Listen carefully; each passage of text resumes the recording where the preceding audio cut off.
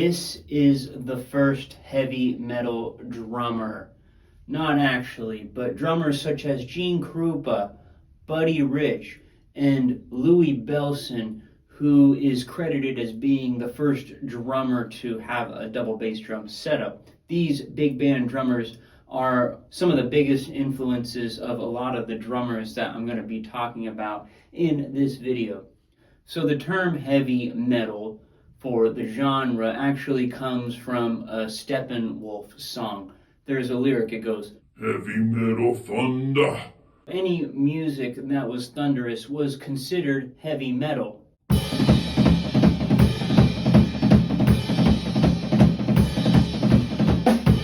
Now, interestingly enough about that pattern that I just played for you in the chorus of Born to be Wild is that it's a gallop rhythm.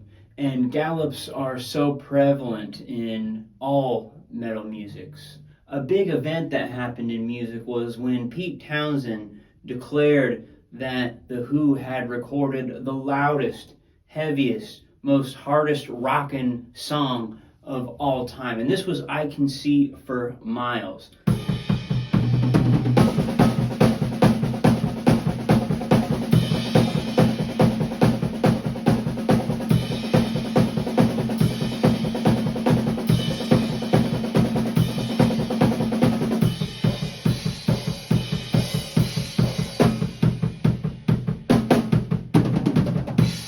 And then Paul McCartney read in the newspaper Pete Townshend's declaration that The Who had created the heaviest, loudest, hardest rockin' song of all time. So Paul McCartney then became inspired to write and record Helter Skelter with the Beatles. And he actually claimed to have not even listened to the song that Pete Townshend was referring to. So the Beatles' approach to creating a heavy song was much different than the Who's. In fact, their version has more space in between the notes, allowing Ringo Starr to hit his drums and his cymbals with full force. So much that at the end of the recording, Ringo shouts, "I got blisters on me fingers."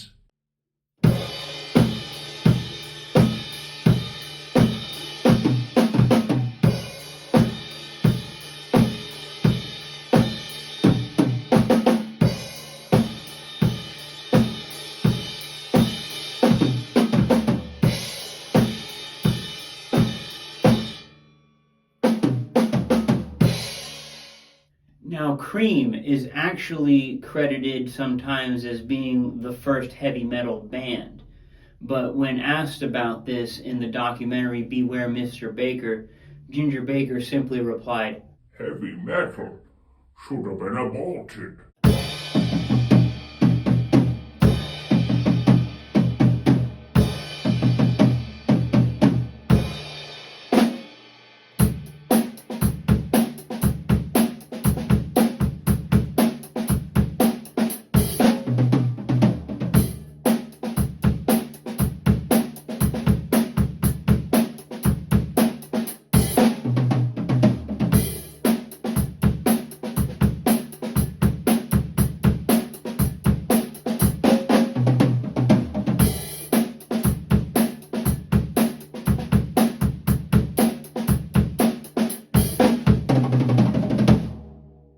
And Ginger Baker considered himself a jazz drummer, just like Mitch Mitchell of Jimi Hendrix Experience. Yes, the Hendrix Experience, opposite of Cream, also was sometimes considered as being a proprietor to the birth of heavy metal, with songs like Purple Haze and Foxy Lady.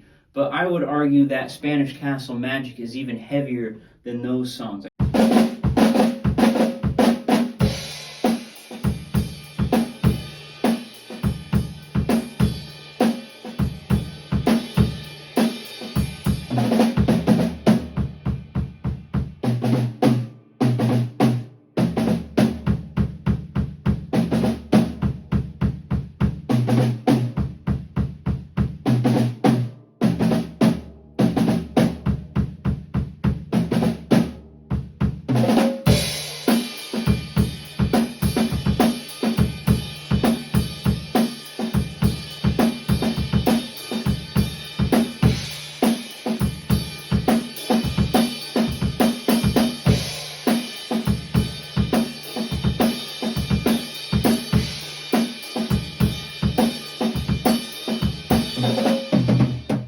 music was coming out around the late 60s, 68, 67, Summer of Love. But while some bands were singing about peace and prosperity, other bands were singing about much darker themes, like Iron Butterfly, for example.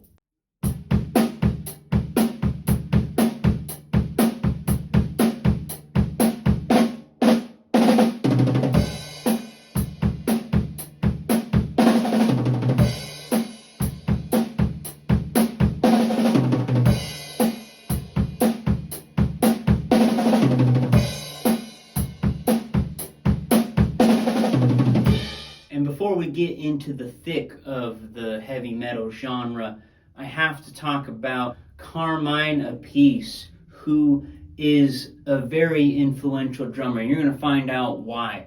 Nobody at the time, though, was playing as heavy as he was or as theatrical.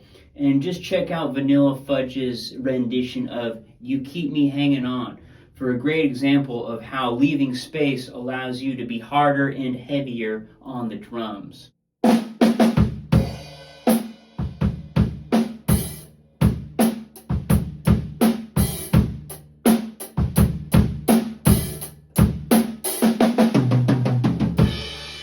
Some people might think that Carmine is blowing smoke by saying he influenced John Bonham. It is a cold hard fact that he did so. Led Zeppelin opened for Vanilla Fudge before they were huge, and Carmine Appice is the one that got Ludwig to endorse John Bonham and give him a drum set exactly like his.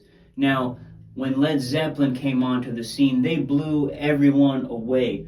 They just took what everyone else was doing, playing blues standards, and they made it even heavier, even harder, even louder, even faster. And what I love about John Bonham's approach, one of his many approaches that I love, is how he incorporates those big band elements, how he accents the big notes on the cymbal while still filling in the spaces in between with some heavy, hard rock and grooves.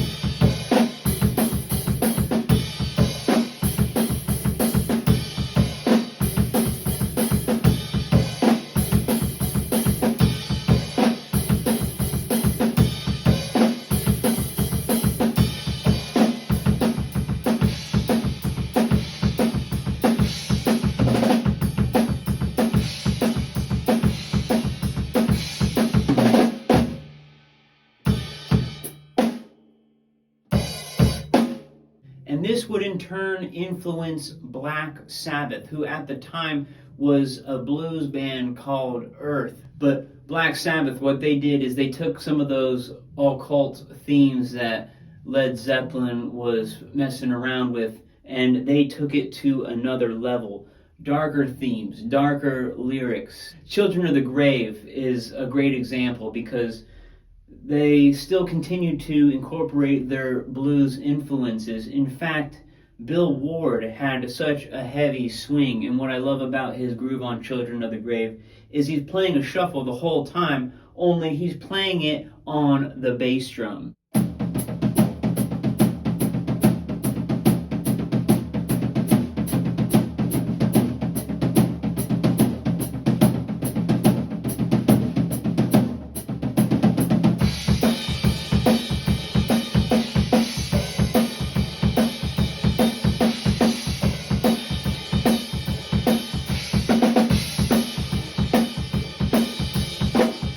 This brings us to Deep Purple, completing the trifecta of heavy metal bands that are at the core of the movement. Now, if you haven't guessed already, metal music is about going further than the previous artists. We got to go louder than before. We got to go harder than before. We got to top the last person. So Deep Purple's drummer Ian really took a double bass drum playing to the next level with songs like Fireball.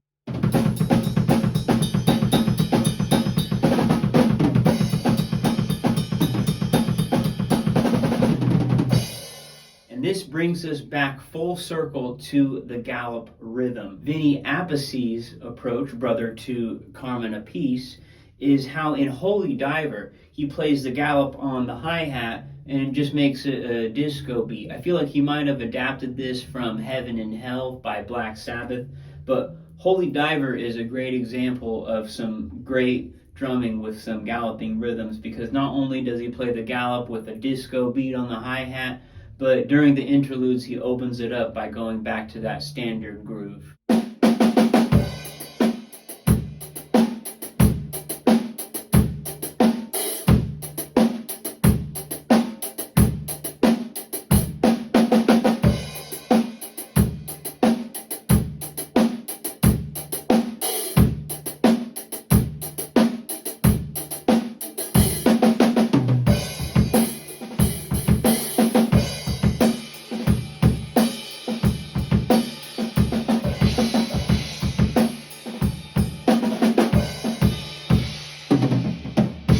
And this brings us to Iron Maiden. Yes, they had several drummers, but they didn't always feel the need to complement the galloping rhythms that Steve Harris will play on the bass. In fact, a lot of times they will play straight ahead. Like on The Trooper, we got a really cool drum intro with some bucket of fish fills, but the main groove is a pretty straight ahead beat for Steve Harris to be having a lot of space to do his galloping rhythm.